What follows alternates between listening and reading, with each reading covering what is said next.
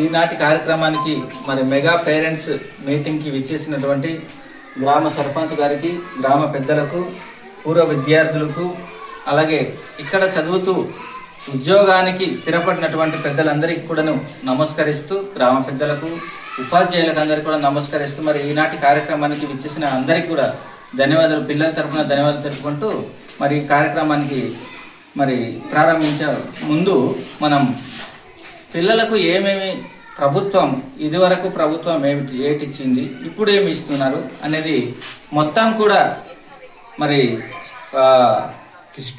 డిస్ప్లేగా మనం పిల్లల పేరెంట్స్కి ఇస్తున్నాం అనేది చూపిస్తాము. తర్వాత పేరెంట్స్ కూడా మరి ఈరోజు జరిగే పేరెంట్స్ మీటింగ్కి సంబంధించి అందరు కూడా దయచేసి ఇంటికి పిల్లలకి ఉంచుకోకుండా అందరు కూడా పాఠశాలకు ఉండేటట్లు ఏర్పాటు చేసుకొని పిల్లలకు కంపల్సరిగా పాఠశాలలో ఉండేటట్లు వాతావరణాన్ని కల్పిస్తూ అటు పేరెంట్స్ కానీ ఇటు ఉపాధ్యాయులు కానీ అందరు కూడా సహాయ సహకారాలు అందిస్తూ పిల్లలకు మంచి చదువు సంధ్యాలను అందిస్తూ పిల్లలు ఉన్నత స్థాయికి స్థిరపడేటట్లు మనం మార్గదర్శకాలుగా ఉండాలని మనం చేసుకుంటూ మరి ఈనాటి కార్యక్రమాన్ని విచ్చేసినటువంటి మన సర్పంచ్ గారికి, మరి గ్రామ పెద్దలకు అందరికీ కూడా మనం చేస్తూ మరి ముఖ్యంగా ఈనాటి పేరెంట్స్ మీటింగ్లో ఏటేటి మనం గవర్నమెంట్ తరఫున ఇస్తున్నామనేది చెప్పబోతున్నాను. సో అది ఏంటంటే, ఇదివరకు మన ప్రభుత్వం ఒక బ్యాగు, షూ, బూట్లు, తర్వాత బెల్ట్, పాఠ్య పుస్తకాలు, నోట్బుక్స్ అన్నీ ఇచ్చేవాళ్ళు. ఇప్పుడు కూడా వాటితో పాటు పాఠ్య పుస్తకాలు, నోట్బుక్స్, తర్వాత బ్యాగు, బెల్ట్, బూటుతో పాటు ఎక్స్ట్రాగా మళ్ళీ ఇప్పుడు ఉన్న ప్రభుత్వము మనకు స్కెచ్ పెన్నులు, మామూలు బాల్ పెన్నులు, తర్వాత కంపాస్ బాక్స్, తర్వాత స్కేలు, తర్వాత అట్టలు వేసుకోవడానికి రోల్, పిల్లలకి అట్టలు బుక్స్ కానీ నోట్ బుక్స్ కానీ టెక్స్ట్ బుక్స్ కానీ అట్టలు వేసుకోవడానికి రోల్ కూడా ఒక పేపర్ ఇస్తున్నారండి. తర్వాత వాటితో పాటుగా నాణ్యమైనటువంటి గ్లాసు, నాణ్యమైనటువంటి మంచి క్వాలిటీ ఉన్న ఒక కప్పు, కూర కప్పు, నాణ్యమైనటువంటి ఒక మంచి ప్లేట్తో పాటు డాల్ వేసుకోవడానికి సంబంధించిన మంచి డ్రాయింగ్ బుక్స్, పెన్ను, పెన్సిళ్ళు అన్నీ కూడా కంపాస్ బాక్స్తో సహా మొత్తం మన ప్రజెంట్ గవర్నమెంట్ అయితే సప్లై చేస్తుంది. కాబట్టి మన పేరెంట్స్కి మేము రిక్వెస్ట్ చేసేది ఏంటంటే, పేరెంట్స్కి నేను చెప్పేది, మన పాఠశాల తరఫున చెప్పేది ఏంటంటే, ముందు చదువుకొని తర్వాత ఇంట్లో కార్యక్రమాలకి పిల్లలకి అటెండ్ అవ్వడానికి, హాజరవ్వడానికి చెప్తున్నా. సో మా పిల్లలు ఎప్పుడైతే పాఠశాలకి వస్తారో వాళ్ళకి తగ్గట్టుగా మనం పాఠ్య పుస్తకాల్లో ఉన్నట్టు ప్రణాళికను వాళ్ళకు బోధిస్తూ వాళ్ళు మంచి రేపటి పొద్దున ఉన్నత స్థాయిలకు ఎదిగి రేపటి పొద్దున వాళ్ళు మంచి స్థాయిలో ఉండాలని మనం ఆశిస్తున్నాం.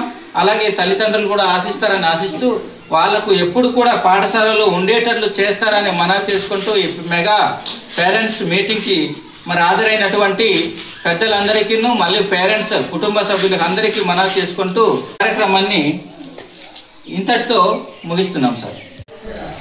అదే ఈ మెగా పేరెంట్స్ డే రోజు మనకు ముఖ్యంగా ఇచ్చేసిన మన ముఖ్య అతిథులు గ్రామ పంచాయతీ సర్పంచ్ గారికి, వంతల మంగళన్న గారికి హృదయపూర్వక నమస్కారము. అదేవిధంగా మా తోటి సహోదరులందరూ ఉన్నారు, అదేవిధంగా మా టీచర్స్ అందరూ కూడా ఉన్నారు.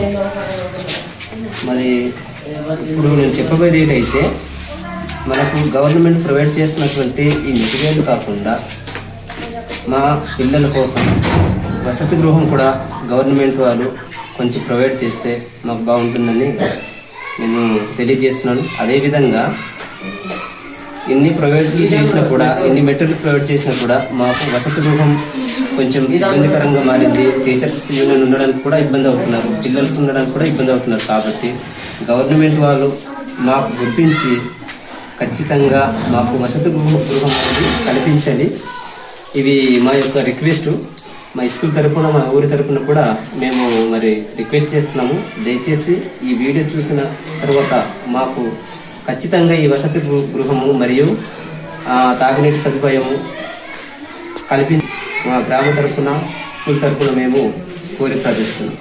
నాటి మెగా పేరెంట్స్ మీటింగ్కి అటెండ్ అయినటువంటి మన పూర్వ విద్యార్థి ఇక్కడ ఈ పాఠశాలలో బూసిపుట్ GTAA స్కూల్ బూసిపుట్లో చదివినటువంటి విద్యార్థి తను చదివినప్పటి నుండి ఈనాటి వరకు మా పాఠశాల బూసిపుట్ పాఠశాల దినదిన అభివృద్ధి చెందుతూ 2016లో ఈ స్కూల్ స్థాపించబడిందండి.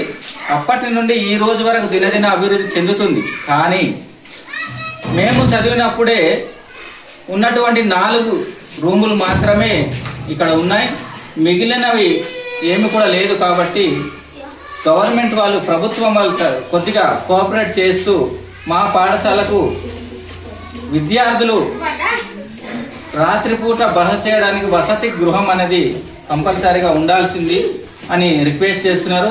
అలాగే ఉపాధ్యాయులు ఉండడానికి క్వార్టర్స్ కనుక లేదు, పిల్లలకు సరిపడినటువంటి క్లాస్ రూములు లేవు. తర్వాత పిల్లలు నిత్య కాలకృత్యాలు తీర్చుకోవడానికి బాత్రూములు, రన్నింగ్ వాటర్ ప్రాబ్లం ఉంది, ఆ రన్నింగ్ వాటర్ కనుక లేదు. తర్వాత వంట రూమ్, పిల్లలకి సరైన ఫుడ్ ఇన్ టైంలో అందించడానికి సరిపడ్డ వంట రూమ్ కూడా మనకు ఫెసిలిటీ లేదండి. దయచేసి గ్రామస్తులు కానీ పెద్ద మనుషులు, మన పేరెంట్స్ కానీ అందరూ మీరు కళ్ళారా చూస్తున్నారు. ఇవన్నీ మనం ఎప్పటికప్పుడు గవర్నమెంట్కి అయితే తెలియజెప్పడం జరుగుతుంది. కానీ మరి గవర్నమెంట్ వాళ్ళు అవన్నీ సమకూర్చే బాధ్యత వాళ్ళది. మేము అయితే ఇక్కడ నిమిత్త మాత్రమే, ఉపాధ్యాయులుగా మేము ఉండడం నిమిత్త మాత్రమే.